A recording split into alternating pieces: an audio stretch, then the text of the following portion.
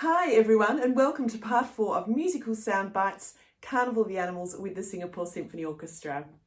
My name is Jessica and I'm all ready to explore the next few movements of music written by the wonderful French composer Camille Saint-Saëns. I wonder who we're going to hear from at our Carnival of the Animals today. I know that some of you have enjoyed drawing along with me as we listen to the music. So let's grab some paper and a pencil so we can get started.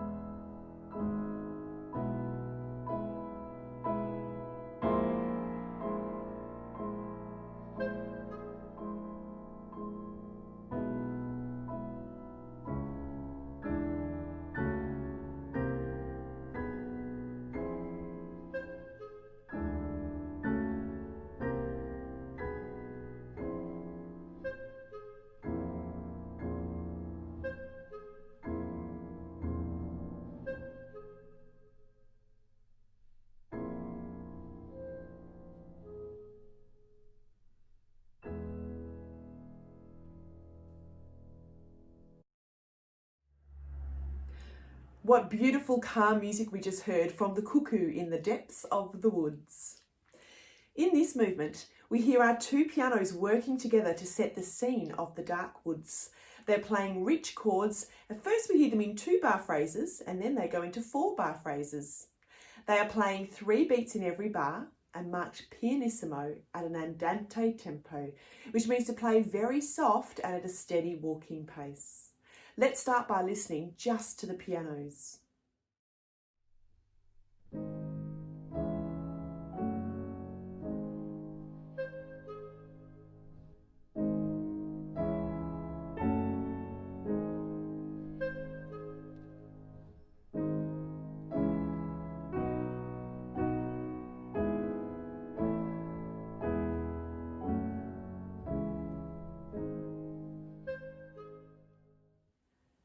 Did you hear the clarinet? They first play in the 3rd bar with a little cuckoo motif. We hear the little cuckoo at the end of every phrase in this movement. When I looked at my score, I noticed something very special was marked. On the music, there's a special marking just for the musicians written in French, which tells them that the instrument representing the cuckoo, the clarinet, should perform it dans les coulisses, which means behind the scenes or in the wings.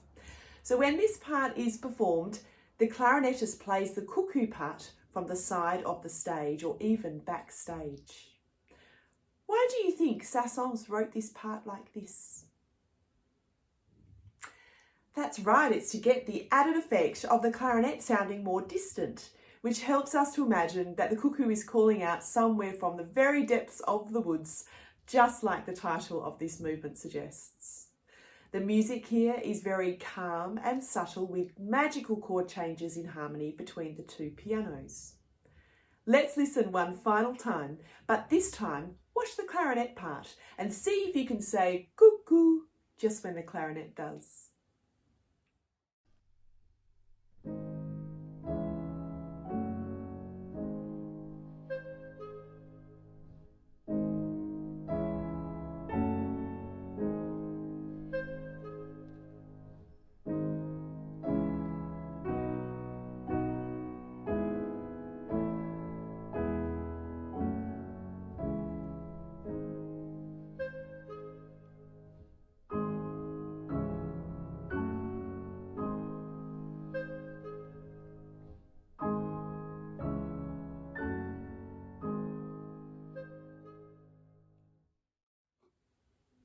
Perhaps a change is about to come with our next guests.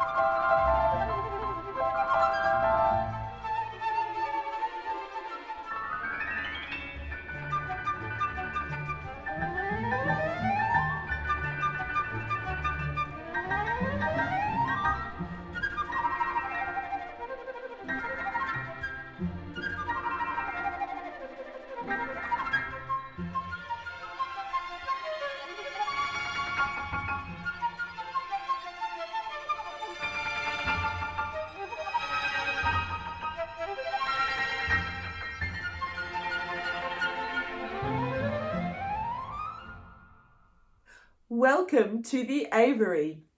An aviary is a house for birds. I think that Saint-Saëns chose the most perfect instrument to represent our birds. He chose the flute. A flute makes the sound when a musician blows air across an opening, which creates a vibration of air in the hole. Their fingers then change the pitch by opening and closing other holes up and down the instrument, which they hold out this way. This is why when you see a flautist play, you will see their fingers move off to the side. When you see a clarinet play, they instead use a mouthpiece with a reed to produce the sound and hold the instrument out in front of them like this. In this movement, after a little tremolo introduction by our string players, Saint-Saëns asked the flute to play little flutters up and down, writing very fast notes which we call demi-semiquavers. They alternate very quickly between different pitches to sound just like a bird song. At the ends of some of the phrases, they even do an extra little flourish, playing an arpeggio that ends up very high in their register to sound like a happy bird call. The composer holds the excitement and the energy of the birds right to the very end by asking the strings to keep up this fluttering of their bows, which we call tremolo.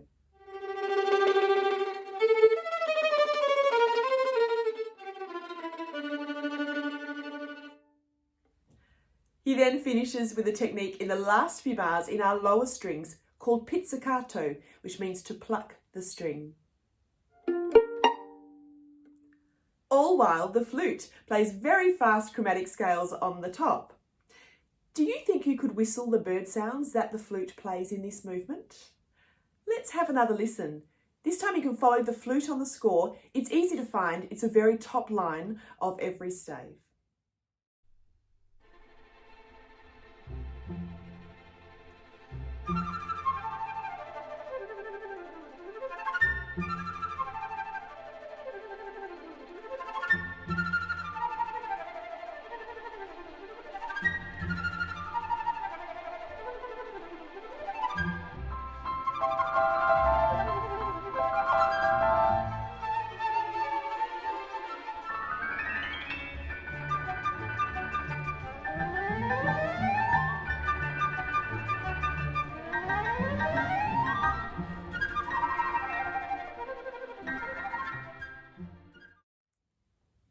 Look out, here comes someone a little bit different to the Carnival.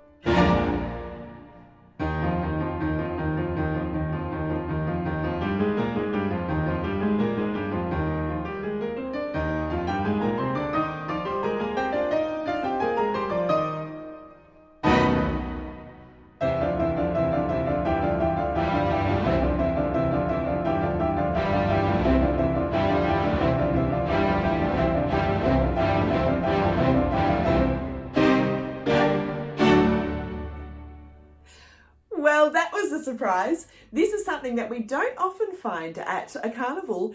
It's our two pianos having a fabulous time practicing their scales and warming up their fingers, running up and down the keyboards together, playing some different patterns.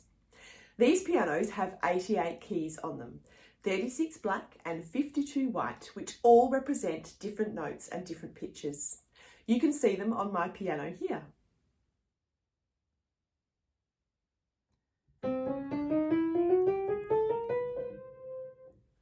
The fun thing about this movement is that the music is written so it changes key signatures every few bars. At the very beginning of the line, you will see that there's no key signature marked before the first notes. This actually tells us that it's likely to be written in the key of C major. But in bar 6, you'll see our first key change written. There are 2 double lines, followed by 5 funny looking flats on the stave. They are the sign for flats, and 5 of them tell us that the pianos are to play this next passage in the key of D flat major. Let's take a closer look at the music. It starts in the key of C major, moves up a semitone, so we hear the whole thing again, but this time in the key of D flat major, then up into D major, and next E flat major before returning to our original key of C major with some added notes in the harmony to finish. If we played the first note of all of these scales, it makes what we call the beginning of a chromatic pattern. Let me show you what that sounds like on my piano.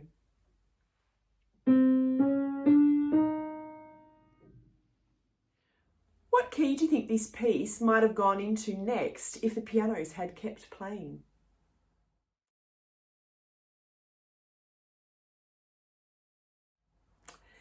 Well, if you guessed E major, then you would be correct. Let's have a look at the music now to see what it looks like when it's written on the page.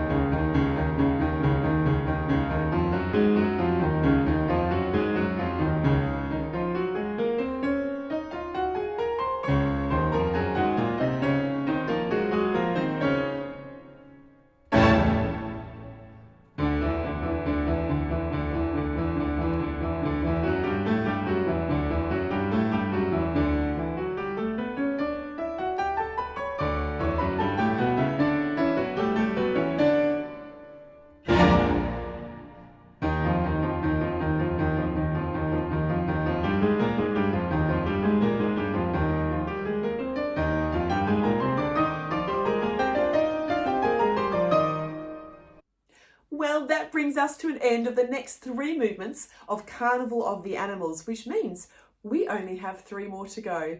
Remember that you can email any of your special drawings or send me your questions to outreach@sso.org.sg. Until then, I'm Jessica. See you next time for Musical Soundbites.